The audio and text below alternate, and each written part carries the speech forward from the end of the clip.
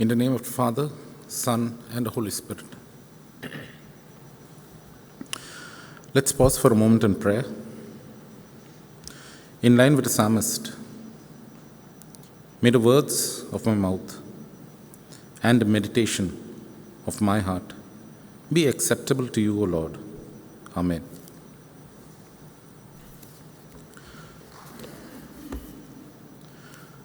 For this morning, I would like to turn your attention to the gospel portion that had been read for all of us. When we look at the concept of exams, there are two principles in play. Firstly, it is the duty of the teacher, the one who is instructed to impart the teaching, to ensure that he or she is able to accomplish that set task within that set academic time frame. At the same time, when we look at the duty of the student, it is the ability of the student to be able to grasp all that the teacher who is imparting education actually teaches. And this is how the teacher is evaluated as well as the student. Now, when you look at the gospel portion that had been read to us, the gospel of Matthew, chapter 16, verse 13 following, we find that Jesus was with his disciples, a motley crew who lived with him, who was with him, who witnessed the miracles, who attended the teachings. And then the teacher felt it is time for him to assess and see how much they have understood him. So Jesus poses them with that simple question, which we read: who do people say that the Son of God, Son of Man is? Now, when we look at the aspect from the eyes of Jesus, we find that Jesus himself had an understanding that his term in that public ministry was coming to an end. There were questions within him. Whatever he taught to his disciples, was that sufficient? Was that enough for them to go and move forward? But then the ultimate question that posed to him was, are his disciples willing to accept the future course of action that has to be unraveled to them? So then he poses with that one question. It was an exam where the exam consists of just one question: who do the people say the Son of Man is? On one side, we see the ferocity of the critics. In verse 16, we find the Pharisees, the Sadducees, all plotting, going the extra mile to see. They plot against Jesus. On the other side, we find a growing crowd that seems to be growing day by day, which is always following Jesus. Jesus is on the move, but this particular crowd has heard about the actions, about the miracles, about the teachings of Jesus, and they seem to follow and linger constantly close to him and his disciples. Now, it is in this context Jesus decides he needs to take his group of disciples and move away from that hub activity which was centered around the Sea of Galilee and go to a retreat center, which is Caesarea Philippi. Now, this particular region was in the north side of River Jordan. For our understanding today, it is important for us to actually understand the importance of Caesarea Philippi. This particular place happened to be a place of scenic beauty, but we also find, when you compare with the strict Jewish norms and standards, it was far removed from theological, social, as well as the moral, strict conducts of the Jewish culture. Caesarea Philippi happened to be the place, the point of confluence where paganism and Judaism actually met. The disciples probably had questions when Jesus brought them to Caesarea Philippi. Probably they had that question which were drawn from that early instincts, where when the early Israelites entered Canaan, they were kind of influenced by the agricultural standards done by the neighbors, who in fact had multiple gods. And in an attempt to see that they get a good harvest, they made sacrifices to various gods. Probably these things were running in the minds of the disciples. And for the disciples, especially members who were strict Jewish converts, they felt he's brought us to the wrong place. On one side, we find when the question is posed by Jesus to his disciples about what the people ascertain who he is, the question almost is a reminder, like Jesus was so much constant about the social media status. He wanted to ascertain and understand what the people felt about him. But on the other side, we find that in today's culture, with the drawing of the social media in our own fingertips that we can access, we find there is so much felicitation for a conversation and a dialogue. A recent ad, which was shot by the Animal Media Agency, is centered around Bima Jewelry, which talks about the story of the evolution of a transgender. Now, the person who shot this ad had said earlier such concepts were totally not accepted in the society. But in today's context, people are willing to have and engage in a conversation about this group of people. So we need to understand and see, according to the social media that we have in our fingertips, the understanding of the media, the people who form the social media, the laity, the larger crowd, their understanding is constantly changing. And in this, then Jesus raises the question again. But who do you say I am? The first question was posed to the disciples, trying to understand who the people say the Son of Man is. But then Jesus felt he was not able to get the proper answer. When this question was posed to the people understood the ground reality. Today you have an instant like of a particular video. You start discussing that with your friends, with your peers, and that hype is created, and by word of our mouth, it passes from one person to the other. It was almost a similar case in the life, especially when the people witnessed the activities of Jesus through his miracles.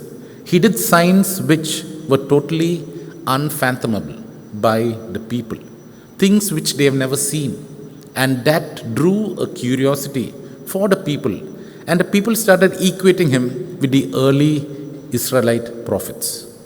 But a second question, when Jesus understood that this is not the answer what he was looking for, he poses this question to his disciples, the one who lived with him, the one who was with him, who attended his teachings, who were close with him, who were part and parcel of his life. And then there is a pin drop silence. Jesus was probably raising this question to probably engage and to see how much the disciples understood him. For him, he felt that regardless of any more classes for the disciples, if the disciples are able to get his understanding about him, his identity right, that is all what mattered. The time was drawing close, and Jesus was himself fully aware about a future turn of events that is going to happen in Jerusalem, which he wanted to warn his disciples. But he also knew fully well, if he told these things to his disciples, there is a chance for the disciples to not accept this course of events. And then we find that the talk about Caesarea Philippi. Now, on one side, the disciples were nervous and they were unsure about the actions. And they also felt whatever they told, whatever was buzz in the public space, these are not relevant answers for Jesus. And in that instinct, you find that all out from the blue, Simon Peter gets up and says, "You are Christ, the Son of the living God." That one question which appeared in the exam, and the answer took everyone by surprise, but this was the answer Jesus was looking for. The Hebrew understanding about Messiah is actually meaning the one who was anointed. And we read in the scriptures that there was a system among the Israelites to anoint their priest, the kings, and the prophets with the olive oil, and that is how they become known as the anointed ones. So when Jesus was deemed as the Messiah, yes, he was deemed as the Messiah because of his actions, because of his miracles, which were easily accepted by the people. But they also understood this was almost equating him with line with a Jewish Israelite heritage. And then we find the Son of Man. So Jesus is placed in that historical context of God's people Israel. And when we read Psalms 2, Psalms 89, we find the term Son of Man is used in strictly where it denotes the fact that there is a distinction between gods and the supreme God. Now, 2.5 years of ministry where Jesus was with a crowd, his disciples. It was a motley crew of disciples. They had initial issues. They were rejected by the people. The people understood them to be fickle. And then you had the abuses raised by the religious leaders against them. And finally, their own confusion about that particular term, Messiah. The Jewish understanding about Messiah was one where the Messiah would come and he would overthrow the Rome from the earthly rule, and he will establish the earthly kingdom. When they looked at the miracles performed by Jesus, they understood that yes, he can be the Messiah, he is the Messiah. But the people failed to see that he was he was not advocating for the militant standards to overthrow the Roman Empire.